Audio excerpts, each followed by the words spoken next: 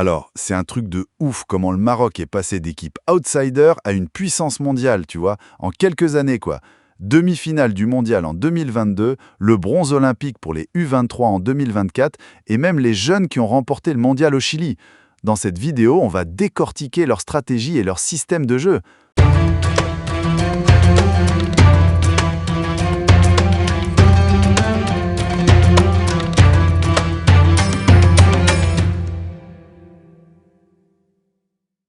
Écoutez les potos, c'est ouf ce qui s'est passé avec le foot marocain depuis 2022.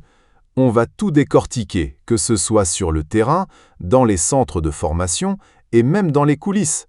Ça va être passionnant, c'est sûr.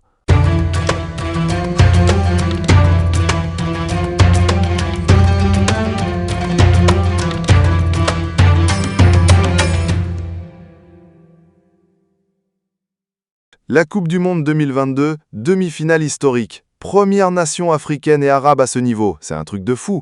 Et les JO Paris 2024, médaille de bronze, carton rouge contre l'Égypte pour la 3e place. Et pour la Coupe du Monde jeune U20 en 2025 au Chili, le Maroc rafle le titre en battant l'Argentine en finale. C'était les U20, pas les U21 pour être précis. Ça en fait un bon palmarès, non ?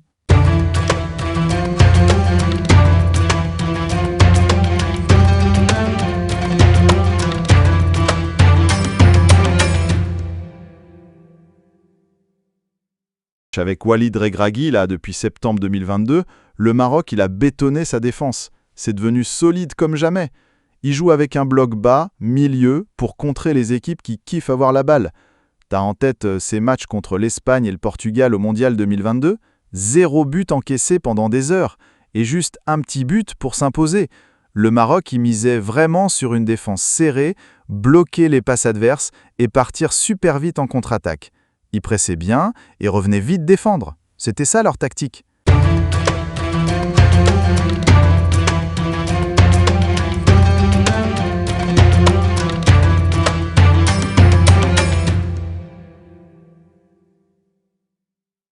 En gros, le Maroc, quand ils n'ont pas la balle, ils sont compacts comme jamais.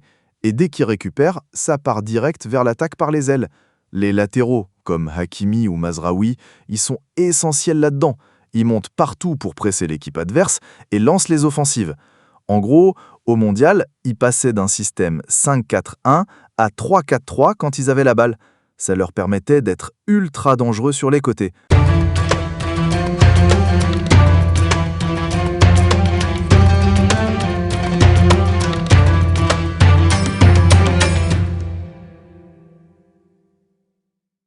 Alors, le pivot défensif, genre Sofiane Amrabat, c'est un taulier. Il ratisse partout, protège la défense et lance les contre-attaques. Chaque joueur connaissait sa zone de marquage et fermait les lignes de passe. Ça donnait un pressing organisé et une grosse discipline sur le terrain. D'ailleurs, on a vu pas mal de phases où il jouait en bloc médian, avec un gros pressing sur les milieux adverses.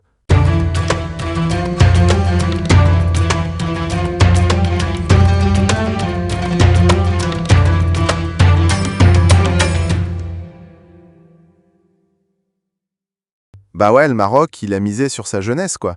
Ils ont blindé les centres de formation, ils ont recruté les meilleurs jeunes de la diaspora européenne et ils filent grave la main entre la Fédé et les clubs. Du coup, t'as des équipes U23 et U20 qui sont trop prêtes. La preuve, ils ont ramené la médaille olympique pour les U23 et la Coupe du Monde U20 en 2025. Ça va vite, hein ?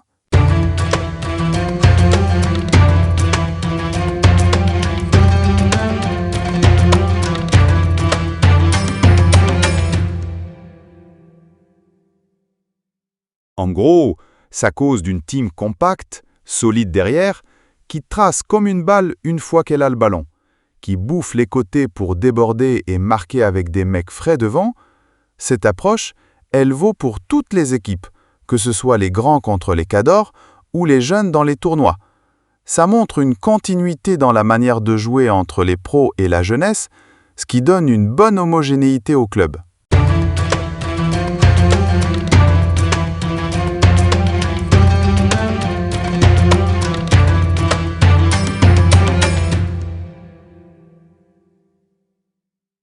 Écoute, faut pas se leurrer, la perfection, ça n'existe pas. Les critiques, elles sont là, elles parlent. Certains trouvent le style un peu trop sécurité, et puis l'équilibre à long terme, c'est un vrai chantier. Et crois-moi, la stabilité du staff et comment on va booster les infrastructures, c'est la grosse épreuve pour que nos exploits ne soient pas juste un feu de paille, mais une domination qui dure, tu vois.